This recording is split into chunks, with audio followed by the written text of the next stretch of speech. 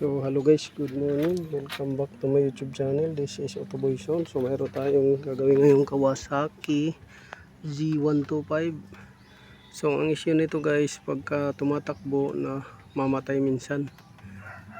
So base sa observation ng may-ari, namamatay siya pagka tumatakbo yung makina. Pag namamatay din makina pagka nagsignal dito. Ayan. Namamatay siya pag nagsignal.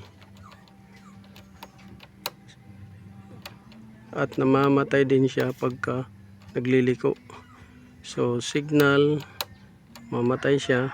Pag nagliko, manubila, namamatay din. So ngayon na ating i-check dito. So pag nagliko, namamatay. So possible dito sa harness. Baka naunat na tong harness na to, mayroong naputol. So wala naman siyang naipit. At pag nagsignal naman ay namamatay. So yan yung alamin natin ngayon. Pati sa susian namamatay din pagka naalog daw. So unang tingnan ninyo, baka may mga kinainan ng daga.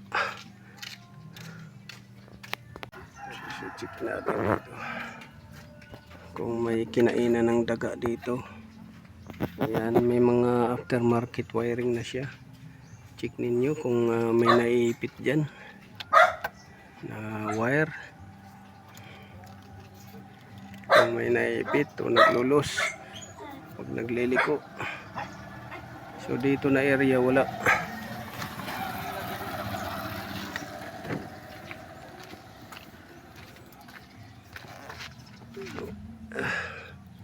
Wala naman dito na area. Ayan, wala dito. Naipit. Wala siya. So paandarin muna natin.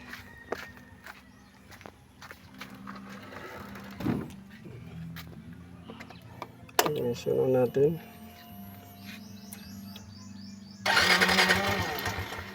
Yun, ayaw tumuloy.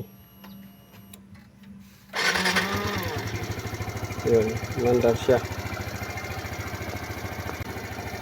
Tapos signal natin. Yan. Hindi naman siya namatay. Signal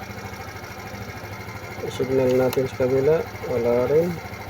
Pero nagbabago yung tunog ng makina. So right, wala. Hindi namatay pero nagbago yung minor. Left, hindi namatay, nagbago yung minor. Tapos liko-liko natin.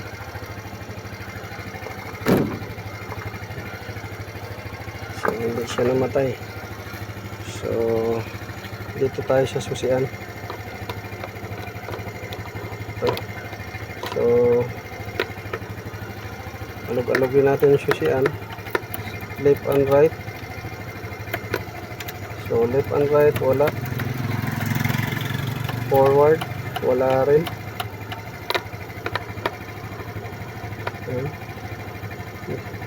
Hindi siya namatay. Nakasagad na doon, hindi namatay. Dinalik natin sa off banda, hindi rin namatay. Sa off banda, hindi namatay. Signal, wala.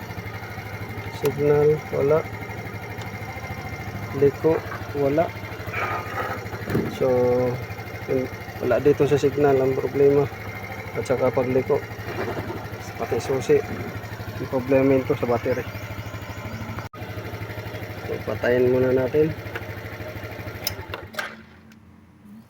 Yan, nakapatay. So check natin yung voltahe.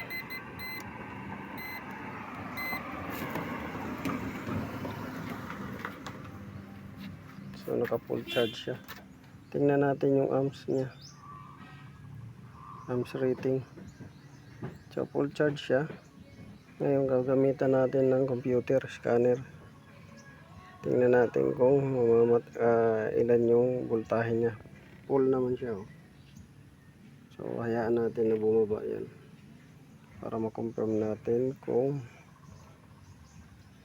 malakas yung voltage drop niya. So yan, antayin natin yan na mag down siya, kasi ang problema nito, duda ko, amps ng battery. Kasi kung mag signal, sabi ng customer namamatay, siyempre kukuha ng amps yung signal light, kukuha yung amps. Ngayon pag nagliliko, wala naman naipit na wire, naka harness, so hindi doon, pwede pa dito sa signal. So ito, sinalangan natin ng battery tester.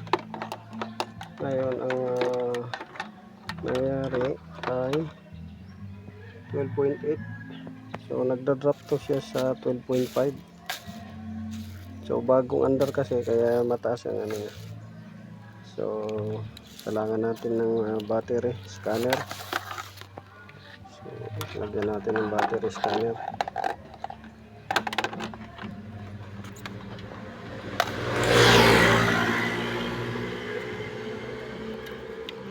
Battery scanner. Tingnan natin kung okay pa ba yung battery na to. So enter and vehicle battery test.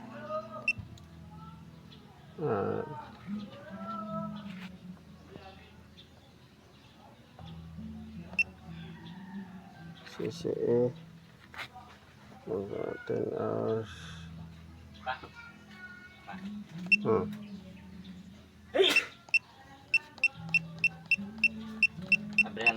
7 amps.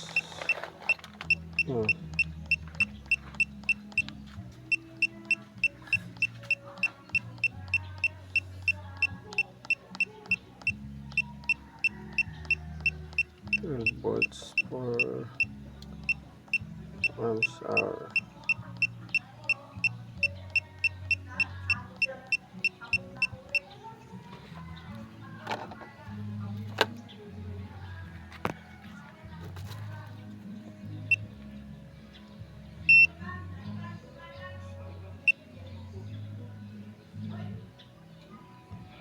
So 12.8 volts, standard 100 amps, CCE 110.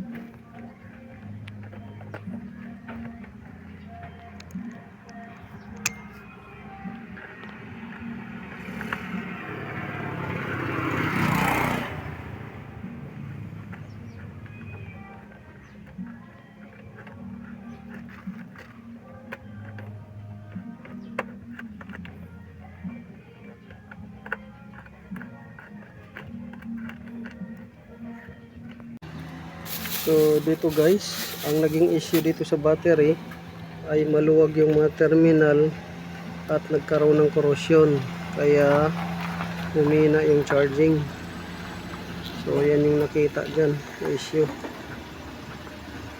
Tapos dito sa fuse, pag nawawala yung kuryente, nawawala rin yung supply sa ignition. Injector okay, may pulse, Ang fuel pump gumagana pero dito siya maluwag. Bumibitaw yung contact dyan sa ano na yun. So yan yung naging last na origin na problema. Injector okay naman, hindi ka namamatay. Fuel pump hindi rin namamatay. At battery fuse na fix na. Ito na lang. So ito guys, tinanggal na natin yung contact ng ignition. So ito dito, itong sa right side sa taas, upper top na right side. So yan yung walang contact, yan. Yan yung walang contact. Ikita ninyo dito, ito yun sa taas. Ito, so manipis na siya ang contact niya. So ang gagawin natin dito, linisan natin at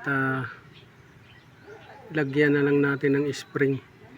So ang problema nito ay yung spring. Kita ninyo tumatagilid siya. So dapat malakas-lakas ang spring nito para magkaroon ng contact. So ganyan yung itsura niyan. Yan, hinubot natin. Ganyan itsura niya. Yan. Yan. So ito guys. So sinuldahan natin, kinapala natin yung contact. Ayan. Dinagdagan natin ng contact. Sinuldahan natin yan. Pati dito sa kabila. Sinuldahan natin. Ayan. Para magkaroon siya ng contact.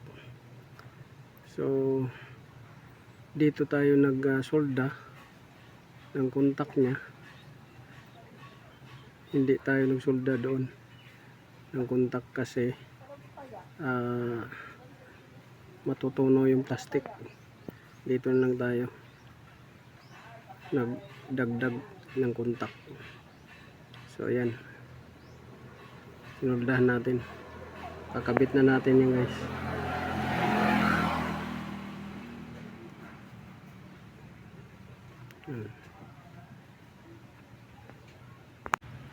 So ito guys, tapos na. Nakabit na natin yung ano dito, ignition. Ayan. So i-secure lang na hindi siya maipit o masugatan. So ayan, panda rin natin kung maglulos pa ba.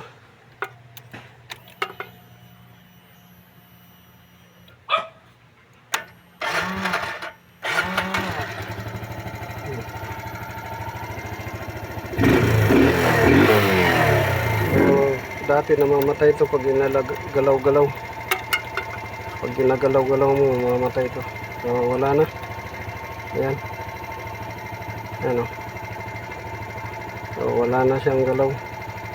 Ay wala nang patay.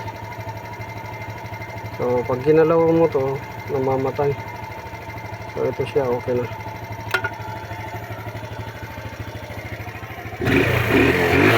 So, balik na natin yung cover. Balik na natin yan. So okay na, Moon.